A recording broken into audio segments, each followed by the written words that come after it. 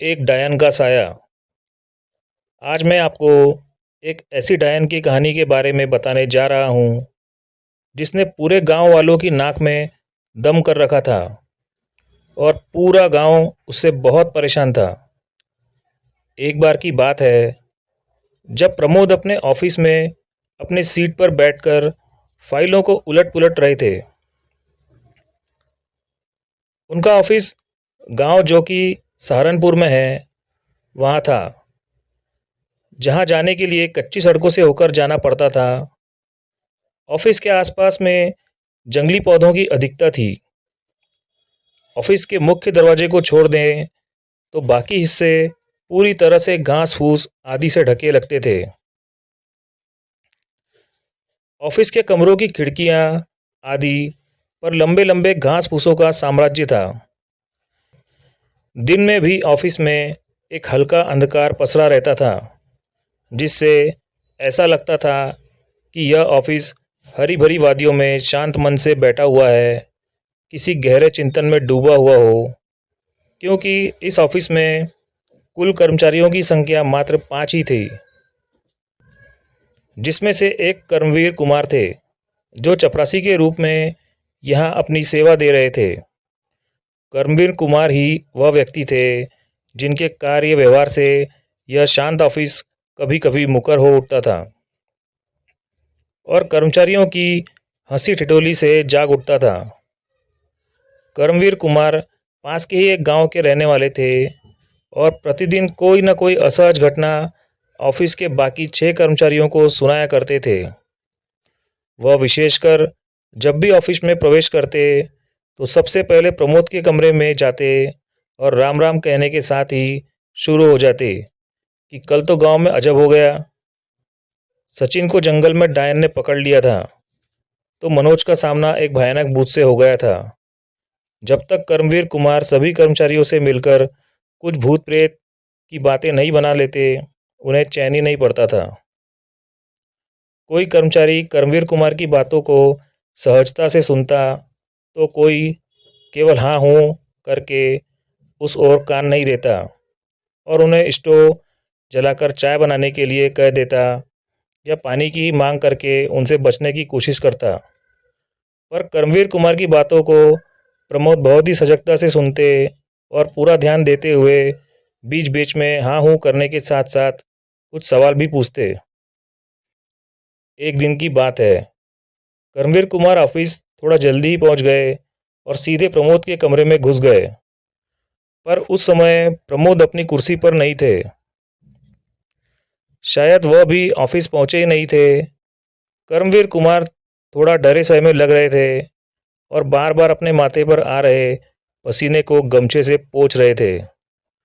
वह ज्यों ही कमरे के बाहर निकले त्यों ही ऑफिस के प्रांगण में उन्होंने प्रमोद को अपनी साइकिल को खड़े करते हुए देखा। वे दौड़कर प्रमोद के पास पहुंच गए और बिना जयराम किए ही हकलाकर घबराकर बोले, कल रात को तो गजब हो गया। मेरा पूरा परिवार आफत में आ गया है। समझ में नहीं आ रहा है कि क्या करूं। प्रमोद ने उन्हें अपने कमरे की ओर चलने का इशारा करते हुए आगे आगे तेज कदमों से अपने ऑफिस कक्ष में प्रवेश किए। फिर एक कुर्सी पर कर्मवीर कुमार को बैठने का इशारा करते हुए अपने झोले को वहीं मेज पर रखकर एक गिलास में पानी लेकर कक्ष के बाहर आकर हाथ धोए।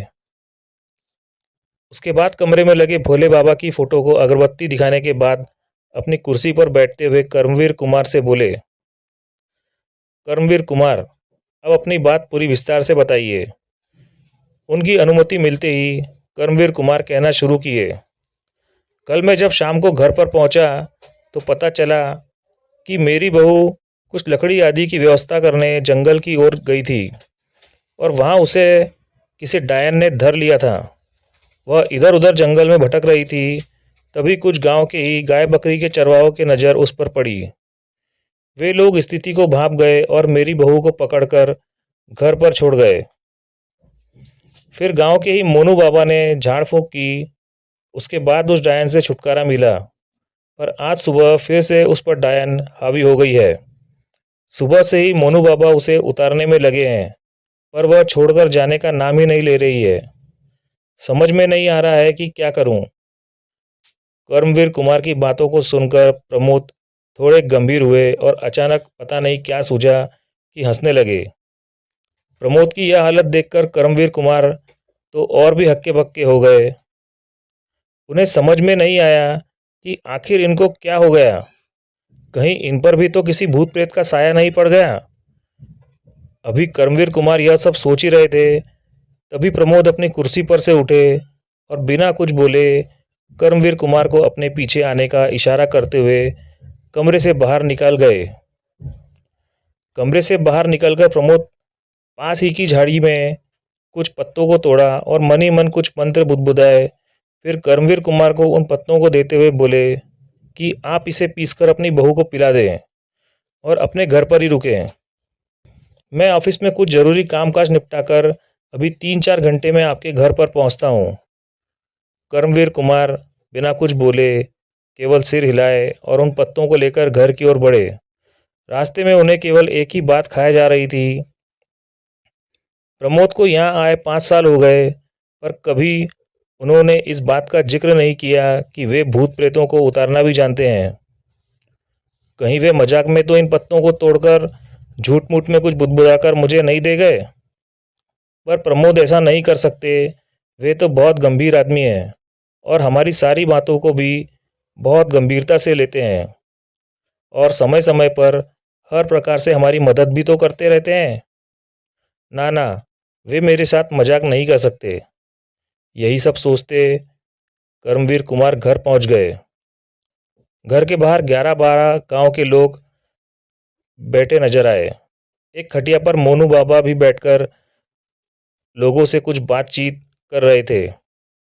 कर्मवीर कुमार को देखते ही मोनू बाबा बोल पड़े, कर्मवीर कुमार, यह डायन तो बहुत ढीठ है। रात को छोड़ तो दी पर सुबह फिर आ गई। 3-4 घंटे मैंने कोशिश किया पर छोड़कर जाने का नाम ही नहीं ले रही है। अभी भी आंगन में नाच कूद रही है। मेरे मंत्रों का अब तो उस पर कोई असर नहीं हो रहा है। यहाँ तक कि मेरा भी मजाक उड़ा दी। इतना सब होने के बाद मैं उसे छोड़कर बाहर आकर बैठ गया हूँ। मैं अब कुछ नहीं कर सकता।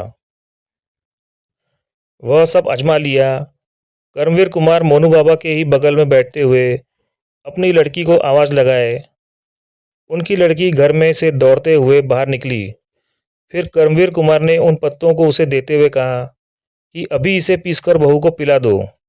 अगर ना नुकुर करती है तो ज़बरदस्ती पिलाओ।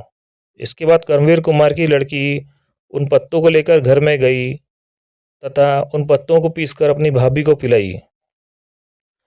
अरे यह क्या! एक घूंट अंदर जाते ही कर्मवीर कुमार की बहू तो काफ़ी शांत हो गई और वहीं आंगन में एक तराई पर बैठ गई। अब उसके व्यवहार में काफ़ी अंतर आ गया था। उसका कूदना नाचना बंद हो गया। कर्मवीर कुमार की लड़की दौड़ते हुए घर से बाहर निकली और कर्मवीर कुमार की ओर देखकर बोली, बहू को अब आराम हो गया है। वे आंगन में ही अब शांति से बैठ गई है। बाहर जितने लोग बैठे थे वे सब हतप्रभ हो गए। आखिर जो डायन इतने बड़े सोखा में बस में नहीं आई, वह 2-4 पत्तों को पिलाने से कैसे बस में आ सकती है। आखिर वे कैसे पत्ते थे? क्या किसी धर्म स्थान से लाए गए थे या किसी बहुत बड़े पंडित, ओझा, सोखा आदि ने दिए थे? वहाँ बैठे लोगों में से एक ने कर्मवीर कुमार की ओर देखा पर कुछ बोले इससे पहले ही कर्मवीर कुमार ने उन पत्तों के बारे में बता दिया। सभी लोग बिन देखे उस प्रमोद के प्रति नतमस्तक हो गए। मोनू बाबा ने कहा कि वास्तव में आपके प्रमोद तो बहुत पहुँचे निकले। जिस डायन को बस में करने के लिए मैंने सारे के सारे उपाय अपना लिए, उसे उनके मित्र 2-4 पत्तों से बस में कर लिया। फिर तो कर्मवीर कुमार थोड़ा तन कर बैठ गए और लगे प्रमोद का गुणगान करने। अभी वे लोग आपस में बात ही कर रहे थे, तभी प्रमोद की साइकिल वहाँ रुकी। प्रमोद को देखते ही कर्मवीर कुमार दौड़कर प्रमोद के हाथ से साइकिल लेकर खुद ही खड़ी करते हुए बोले, प्रमोद, आपके पत्तों ने तो कमाल कर दिया। अब बहू काफ़ी अच्छी है और शांति से आंगन में बैठी है। प्रमोद के इतना कहते ही वहाँ बैठे सभी लोग खड़े हो गए। प्रमोद सबका अभिवादन स्वीकार करते हुए उन लोगों के बीच ही एक खाट पर बैठ गए। फिर प्रमोद ने कर्मवीर कुमार की बहू को घर में बाहर बुलवाया।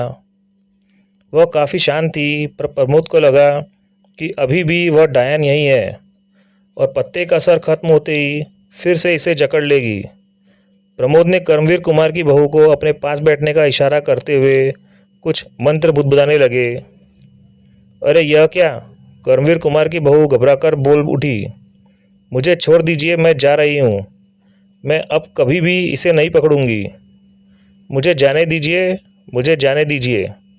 मैं जल रही हूँ, मुझे छोड़ दीजिए। उस डायन को इस तरह गिड़गिड़ाते हुए देखकर कर्मवीर कुमार की काफ़ी हिम्मत बढ़ गई। वे बोल पड़े, प्रमोद इसे छोड़िए मत। पर वह डायन कर्मवीर कुमार की ओर ध्यान न देते हुए प्रमोद की ओर दयनीय स्थिति में देखते हुए अपने प्राणों की भीख मांगती रही। प्रमोद काफ़ी गंभीर लग रहे थे। वे कर्मवीर कुमार को बहू की ओर गुस्से से देखते हुए बोले, तुम कौन हो और इसे क्यों पकड़ रखी हो? इस पर वह डायन गिड़गिड़ाते हुए बोली कि मैं पास के ही जंगल में रहती हूँ। मैं बंजारा परिवार से हूँ। एक बार हमारे परिवार ने इसी जंगल के बाहर अपना टेंट लगाया था। शाम के समय में लकड़ी लेने के लिए जंगल में प्रवेश की। मुझे पता नहीं चला कि कब मैं घने जंगल में पहुँच गई और रास्ता भी भटक गई। तब तक रात भी होने लगी थी। जंगल में पूरा अंधेरा पसरना शुरू हो गया था। मैं थोड़ी डर गई थी, पर हिम्मत नहीं खोई थी। अचानक मेरे दिमाग में एक विचार आया। मैंने सोचा कि रात के इस अंधेरे में अब रास्ता खोजना ठीक नहीं, कहीं किसी जंगली जानवर की शिकार ना हो जाऊं। इसलिए मैंने हिम्मत करके वहीं एक मोटे जंगली पेड़ पर चढ़कर बैठ गई। मैंने सोचा कि सुबह होते ही मेरे परिवार के लोग ज़रूर मुझे खोजने आएंगे, और अगर नहीं भी आए तो मैं दिन में अपना रास्ता खोज लूँगी। पर वह रात शायद मेरे वन की समाप्ति के लिए ही आई थी। मैं जिस पेड़ पर चढ़कर बैठी थी उसी पर एक प्रेत का डेरा था। आधी रात तक तो सब कुछ एकदम ठीक ठाक था, पर उसके बाद अचानक वह प्रेत कहीं से उस पेड़ पर आ बैठा। उसके आते ही जैसे पूरे जंगल में भयंकर तूफान आ गया हो। अनेकों पेड़ों की डालियां तेज हवा से डरावने रूप से हिलने लगी थी। मैंने सोचा कि अब इस समय बस एक ही रास्ता है कि इसकी बातों को मान लिया जाए और दिन उगने के बाद यहाँ से खिसक लिया जाए।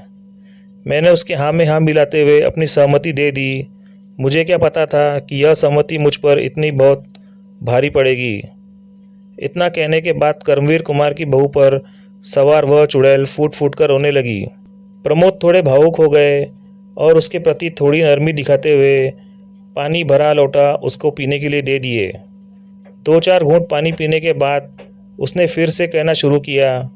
मेरी सहमति देने के बाद वह प्रेत पता नहीं कहाँ गायब हो गया। उसके गायब होते ही मैंने थोड़ी चैन की सांस ली। पर यह क्या, अभी 10-15 मिनट भी नहीं बीते होंगे कि उस जंगल में जैसे भूचाल आ गया हो, एक बहुत बड़ा तूफान आ गया हो। कितने पेड़ों की पता नहीं कितनी डालियां टूटकर धरती पर पड़ गई। कम से कम सैकड़ों भूत प्रेत वहां उपस्थित हो गए थे। चारों तरफ चीख पुकार मचा हुआ था। कुछ डरावनी अट्टहास कर रहे थे, तो कुछ इस डाली से उस डाली पर कूद फांद रहे थे, तो कुछ ताली बजाकर नाच रहे थे।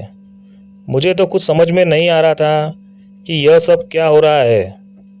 अब तक वही प्रेत फिर से मेरे पास प्रकट हुआ और बोला कि विवाह की व्यवस्था करने चला गया था, अपने परिवार वालों को बुलाने चला गया था। शादी में इन सबको भी तो शरीक करना होगा। अरे यह क्या, अब तो मेरी शामत आ गई। पूरा शरीर पीला पड़ गया, कुछ बोलने की हिम्मत नहीं रही। तभी अचानक एक प्रेतनी वहाँ प्रकट हुई और उस प्रेत से लड़ने लगी। वह प्रेतनी बोल रही थी कि मेरे रहते तू दूसरी शादी करेगा? कदापि नहीं, कदापि नहीं, मैं ऐसा नहीं होने दूंगी।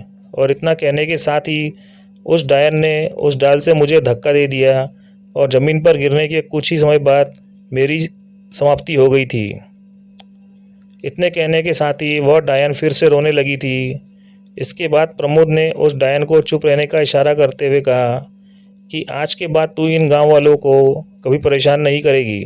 डायन ने हामी भरते हुए कहा कि ठीक है, पर मैं तो एक बहुत ही छोटी आत्मा हूँ। इन पास के जंगलों में पता नहीं कितनी भयानक भयानक आत्माएं विचरण करती हैं। आप उन सब से इस गांव वालों को कैसे बचा पाएंगे? उस डायन की इस बात को सुनते हुए प्रमोद हल्की मुस्कान में बोले, तू तो बख्श इन लोगों को, बाकी भूत प्रेतों से कैसे निपटना है वह तू मुझ पर छोड़। इसके बाद प्रमोद ने लोगों को अब कभी ना पकड़ने की बात उस डायन से 3 बार कबूल करवाई। तो दोस्तों, इस तरह से प्रमोद ने उस डायन से गांव वालों को आखिर में मुक्ति दिला ही दी और उसके बाद से गांव वाले चैन से अपने जीवन का यापन करने लग गए।